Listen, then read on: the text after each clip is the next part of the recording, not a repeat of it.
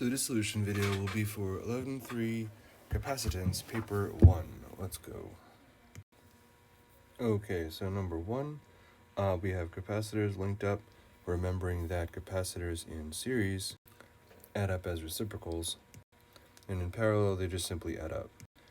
So the question is asking increasing total capacitance. So I can see P is a series connection, and so 3 capacitors in series would have actually the least capacitance. So I would want P to be at the beginning. If I wanted increasing capacitance, P is the least. And then that must mean that Q being in parallel is the most, but that, yeah, both A and C have Q at the end. So that is the most. So let's take a look at R and S. So we have a combo circuit here. So R with 2 capacitors in parallel, that section would have a capacitance of 2C. If each capacitor has a capacitance of, say, a C, then that section right there, this would be 2C. And then looking at S, we have the pair of capacitors in series, so that's 1/2 C for that pair, and then that pair is in parallel with a single capacitor. So yeah, R turns out being 2/3 C, S turns out being 3/2 C. So S is greater than R, giving us PRSQ, where because S has greater capacitance. PRSQ, R has less capacitance than S does. So yeah, increasing total capacitance, PRSQ. Okay, so number 2 is it's asking about the charge stored in capacitors X and Z. So charge is given by the capacitance equation, C equals Q over V. And so the charge on the capacitors is CV. And I know all of the capacitances are equal, but the voltage on the capacitors is not equal, it's distributed.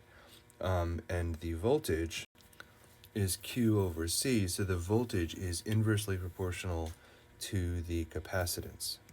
So let's figure out what the net capacitance is. So I know that the capacitance on capacitor Z, on X, Y, and Z are all C, but X and Y are in parallel with each other. So that net capacitance is double. Because capacitors in parallel, you add up the capacitance, which we talked about in question 1. And so then with double the capacitance, though, voltage and capacitance are inversely proportional. So that portion, in terms of the divided voltage, those 2 capacitors in parallel actually have half the voltage. And so with double the capacitance of Z, they're going to have half the portion of voltage.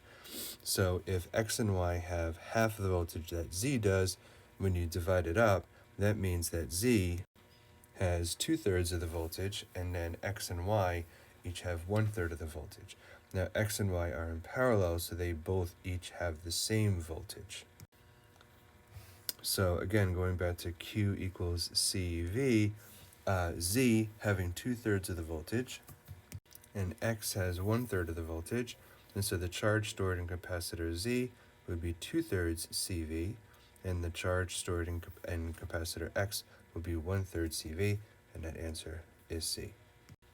Number 3, we have 2 initially uncharged capacitors X and Y connected in series to a cell as shown. What is the ratio of the voltage?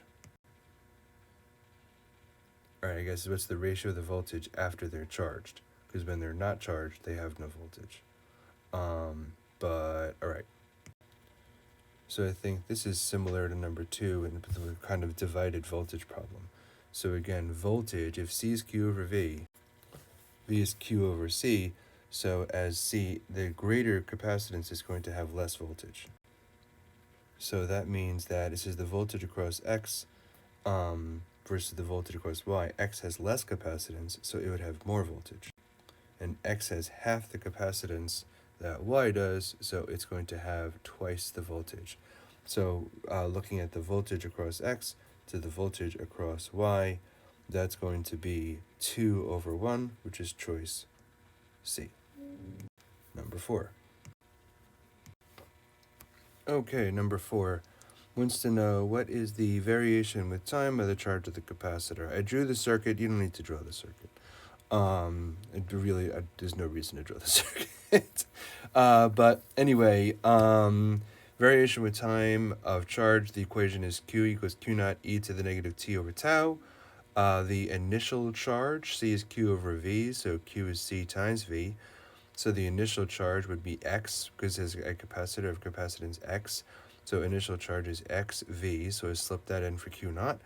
And then tau, of course, is the time constant. That is an equation that's on the data booklet. Yes. Tau is resistance times the capacitance, and capacitance is given as X. And so Q, as a function of time, is XV e to the negative t over Rx, which is choice D. Number 5. All right, so it says we have a capacitor attached to a cell, and then the capacitor plates to move closer together. What happens to the capacitance? What happens to the energy? So the formula for capacitance as a function of the properties of the capacitor itself are, or is, capacitance is emissivity times area over distance.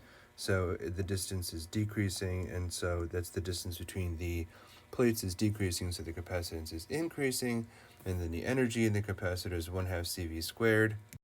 And of course, if the capacitance is increasing, then so is the energy. So both energy and capacitance will increase because of that change, A. Okay, number 6, we have capacitor charged with a constant current I. Graph shows variation against time. The gradient is G, whatever G is. What's the capacitance of the capacitor? Okay, so number 6 says there's a constant current, and we have a graph of voltage versus time, and it says what's the capacitance of the capacitor. So we know the capacitance is Q over V, and I is Q over T, and so Q is current times time. So I put in, I'm looking for, trying to get a function of voltage against time here. So that's where the time comes in. Q is IT. And it says that the current itself is constant. And so, and I'm trying to break it down to like the slope equation of a line, something directly proportional. And so I swap the C and the V. I get V is IT over C. And putting it into the equation of a line, I get voltage is 1 over C times I times T. So the slope, that slope G, what they're calling G, that slope is 1 over C times I. And so if I use that to solve for the capacitance, I get capacitance is I over G, where G is the slope of that graph, and that is choice A. Okay, number 7, we have capacitor of capacitance C, initial charge Q, discharge to the resistor R. The voltage across the capacitor varies with time. What is true for this capacitor? A refers to the half-life. I want to come back to that. B says capacitor discharges more quickly when the resistance is changed to 2R. That doesn't make sense. Increasing the resistance would slow down the current and slow down the rate of discharge, so it's not B. C, rate of change of charge on the capacitor is proportional to V. And then D again gets into the half-life. The time for the capacitor to lose half its charge is natural log of 2 over RC. Well, let's explore half-life. C says rate of change of charge on the capacitor. That sounds like current. Change in Q over change in T. Then that's proportional to the voltage, which is true. So I'm thinking the answer is C, but let's take a look at half-life. Okay, so charge versus time and voltage versus time follow the same relationship. So when we go ahead and start, we say that half the charge or half the voltage. So if Q is equal to 1/2 Q naught, or if V is equal to 1/2 V naught, then we take the natural log of both sides to get rid of the e to the negative t over tau. The natural log of 1/2 is negative the natural log of 2, so that gets rid of the negative. We solve for the time. Time constant, of course, is RC, so the time for half the charge or half the voltage to be on the capacitor is resistance times the capacitance times the natural log of 2. So time for the capacitor to lose half its charge is natural log of 2 divided by RC? No, not true. It's times RC. And then A says the half-life is RC times a half. It's not. It's RC times the natural log of 2. So yes, C is the answer. And then rate of change of charge would be current. And yes, current is proportional to voltage. Monday, March 13th, Let's say 2023. the pledge. Okay, number 8, they give us the capacitance. And they give us the charge, and we know the resistance, and it wants to know the current and the resistor. All right, so we have C is Q over V, and V is, we know, is IR. So I'm slipping in IR for V, and then I'm solving for current. That's Q over CR. They give us the charge, they give us the capacitance, they give us the resistance. When you work it all out, you get that the current is 0.6 amps, choice C. All right, number 6, we have two charges placed as shown on a grid. What's the electric field strength at points X, Y, and Z? What does this have to do with capacitance? Nothing. As a magnitude in descending order as you move away from the charges. Yeah, this has nothing to do with capacitance, but we can answer it anyway. And so as you move away from the charge, the field strength drops off, right? And you could say, well, Y and Z are the same distance from the positive charge. But notice that Z is in a field created by the negative charge. So if I were to draw like the field lines from positive to negative, there is the field for Z.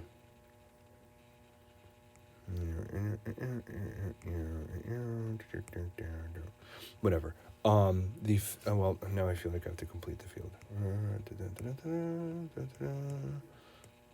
Electric field. Make sure the lines don't cross. Whatever. Okay, so there's the electric field. And Z is in the electric field caused by both the positive charge and the negative charge. So Z would have the strongest field strength of the bunch. So that eliminates A and D. And then X is farther away than Y is, so X is weaker than Y. So in decreasing order, we have Z, then Y, then X. That would be C. But this is not an 11.3 question. Thanks a lot, QBank. All right, next question, number 10. And all right, 10 says two capacitors are connected in series and charged with a 9-volt battery. What's the charge on each capacitor? All right, so these guys are in series, so they're dividing up the voltage provided by the battery. We know that capacitance is Q over V. I don't want an eraser, I wanted pen. There. C is Q over V, so the voltage, it's talking about the charge. So Q is C times V. They're in series, so it's going to be the same charge. Right, because I was going to be like, well, the capacitance is different, but the voltage is different too. Right, because the current is the same and the charge is the same. So since it's the same charge, that eliminates choices C and D. But then it actually wants to know how much is on each one. Well, capacitance is inversely proportional to voltage, so the larger value capacitor is going to have the less voltage, and so we're divvying up the 9 volts of the power supply, and the one with double the capacitance is going to have the 3 volts across it, whereas the one with half the capacitance with 3 microfarads is going to have 6 volts across it. And so if Q is CV, then 6 times 3 is 18. They both have 18 microfarads. That is choice A. Done. I think the examiner question is interesting. So capacitor rules in series and parallel. Maybe also not understanding the principles in general of series and parallel. Anyway, let's move on to number 11. This would be the halfway mark on 22 questions, I believe they gave us. Yes. And so 11, we have one of these charge-discharge situations here. And it says, what is the nature of the current and the magnitude of the initial current in the resistor after the switch is connected to terminal Y, and we're in the discharge cycle. Okay, so we're talking about the current through the resistor, and I can see that when the switch moves from position X to position Y, the battery is removed from the circuit, so the internal resistance of the battery has no impact because the battery is no longer part of the circuit. It's the capacitor that's providing the voltage now. So magnitude of initial current will not rely on internal resistance, so it's not B, nor is it D. Now it wants to know, is the current increasing or decreasing? So the capacitor, having been charged, is now releasing its current. Its voltage is dropping, and so the voltage, as the voltage drops, so will the current. So the current, first goes from 0 in the resistor, of course, spiking up to an initial value, but then that current will decrease in magnitude as the voltage and current decreases as the capacitor empties through the resistor, through the load. So 11 is C. Yeah, looking at the examiner's report, talking about how a lot of people chose D because it was like, oh yeah, you have to include the internal resistance. That's true when you have a battery in the circuit, but the battery was removed from the circuit, so the battery no longer had any influence on that discharge loop. And so anyway, number 12. Identical capacitors connected in series. Total capacitance is 1/9 millifarads. They're connected in parallel. What's the capacitance of the parallel arrangement? So in series, I just cut myself off. In series, it follows the reciprocal rule like resistors do in parallel. But this is total capacitance, and they're identical. Total capacitance is 1/9 millifarads. And there are 3 identical capacitors. So if the total capacitance is 1/9, the equivalent capacitance is 1/9, then each capacitor is going to be 1/3 millifarads. And then in parallel, we add equivalent resistance is the sum of the individual resistors. And so if there are 3 of them for parallel, we have 3 times 1/3, or 1 millifarad, and that is B. All right, 13, we have a loop of capacitors in series, and it says, what's the capacitance between P and Q, or in other words, what is the capacitance of X? All right. So number 13, we have 4 identical capacitors, and it says, what's the capacitance between P and Q? And so the way you handle this is you treat that capacitor X between P and Q as being in parallel with a series chain of 3 capacitors. So if the circuit were redrawn like I just drew it, it's pretty much saying what is the total capacitance when you consider that entire circuit there. And so if I have those 3 capacitors in series down there, those 3 guys, when they are in series, you follow the reciprocal rule. And so instead of being 3x, they would be x over 3 for those 3 right there.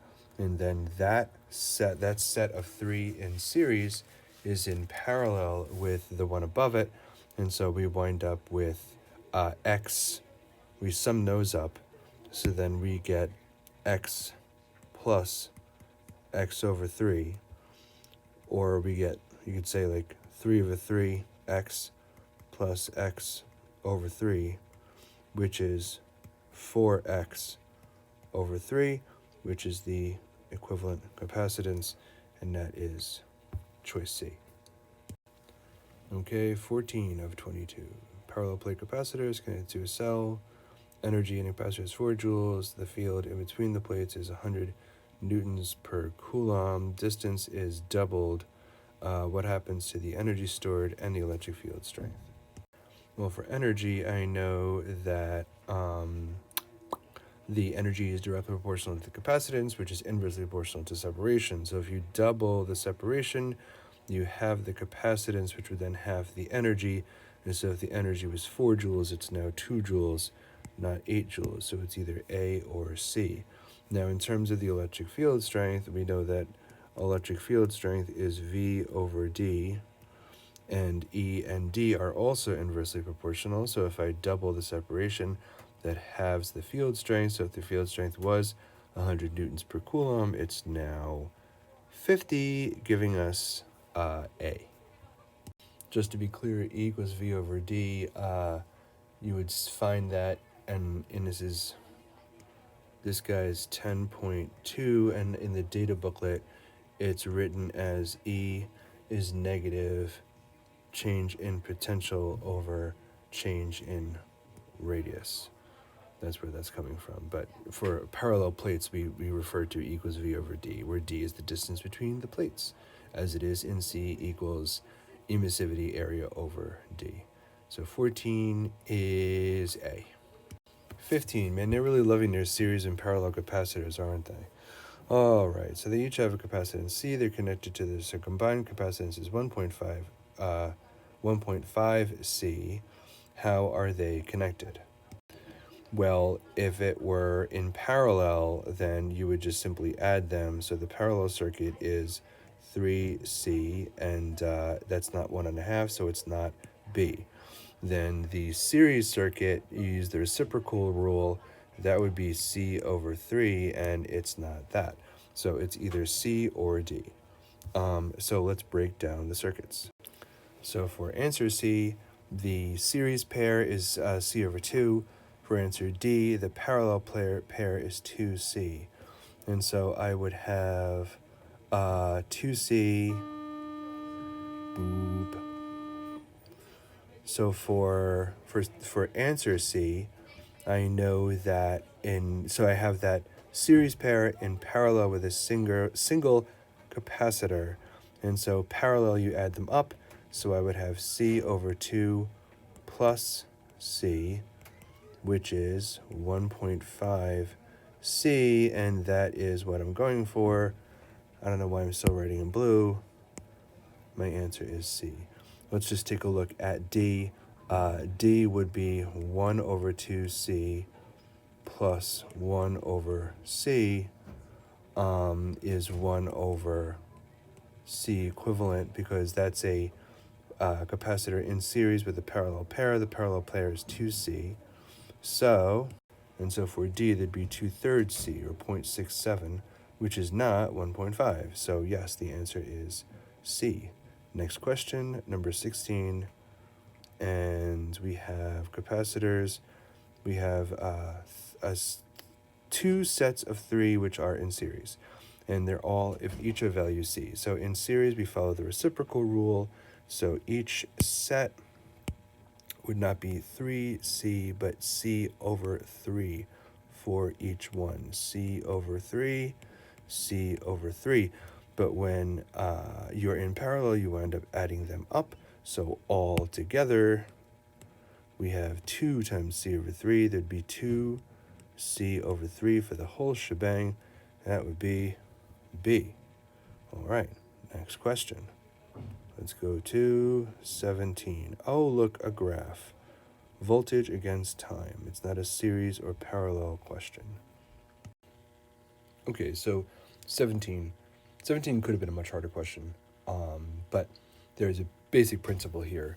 So I was actually going to pull out the voltage versus time equation and take a look at the e to the negative t over tau, and the tau is now 4 times what it was, because the resistance is doubled and the capacitance is doubled. So the RC value, or the tau time constant, is now quadrupled. But since the time is increasing, it's going to take much longer for the capacitor to discharge. So if the original graph, you can see the original graph up there on the upper left, is given, it's taking longer to discharge, means that C is out, means that D is out, and then A is the same graph. A is no change, so A is out. B is the answer.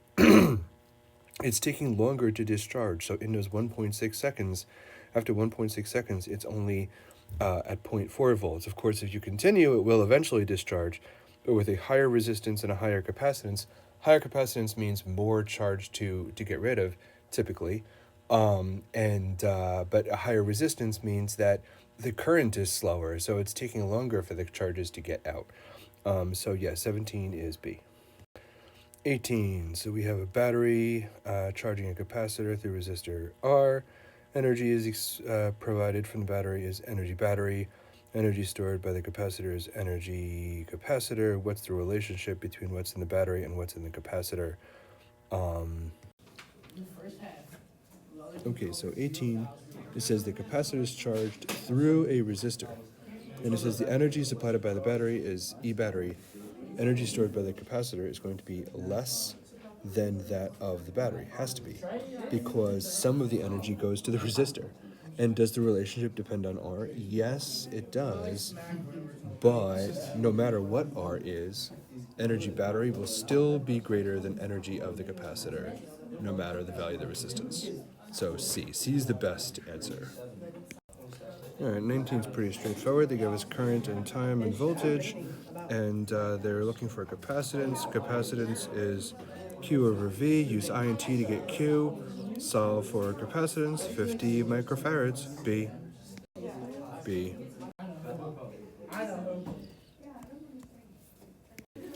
So right off the bat, we have two capacitors connected in series to a battery, and the voltage on each of the two is not the same because in series, voltage is not the same, voltage is shared. And since C equals Q over V, if they have different potential differences, they have different potential differences, but they have the same charge. And the reason why is because in series, you have the same current. And current, I, is Q over T. So in the same time, if you have the same current, you end up with the same charge. Different voltage, same charge, C. Okay, we are discharging the capacitor, so if we're discharging it, it starts with some charge and it lets it go, so definitely not C or D. And since C equals Q over V, as the charge decreases, then the voltage also decreases because the capacitance is constant. And with less voltage pushing the current is going to decrease as well. A. We have our last two paper ones in 11.3. First we have 22. Parallel plate capacitor on a battery. What if you put a sheet of dielectric between the plates without disconnecting the battery? So slipping a dielectric means changing the emissivity of the capacitor, and so that would change the capacitance, not unchanged. And then potential difference between the plates goes down. I think the change in potential difference depends on the change in the capacitance. Actually, putting dielectric in, dielectric can be greater than air. So putting a sheet of dielectric in increases capacitance. So capacitance goes up. And so for the same voltage, the voltage is not going to change by slipping a dielectric in, but it does increase the capacitance, and so it increases the charge store. It doesn't decrease the charge store. So not B. And then potential difference is not going to change just by slipping a dielectric in. So it's not D, but the energy stored does increase because energy in a capacitor is 1/2 CV squared. And for the same voltage, if I increase the capacitance, I increase the energy, C. And we close with number 23, and what's the total capacitance of this arrangement? Not too bad. So we know that in parallel, capacitors add up. So those two guys right there give me 2 farads. But then in series, we use the reciprocal rule. So 1 over the equivalent capacitance is 1 over 2 farads plus 1 over 2 farads. So the equivalent resistance, capacitance for the entire circuit is 1 farad, and that's choice A. And you can see that it is the mark scheme says the answer is A. I'll give you a day in the life, then you'll see. So here you go. And that was the last one. Thank you.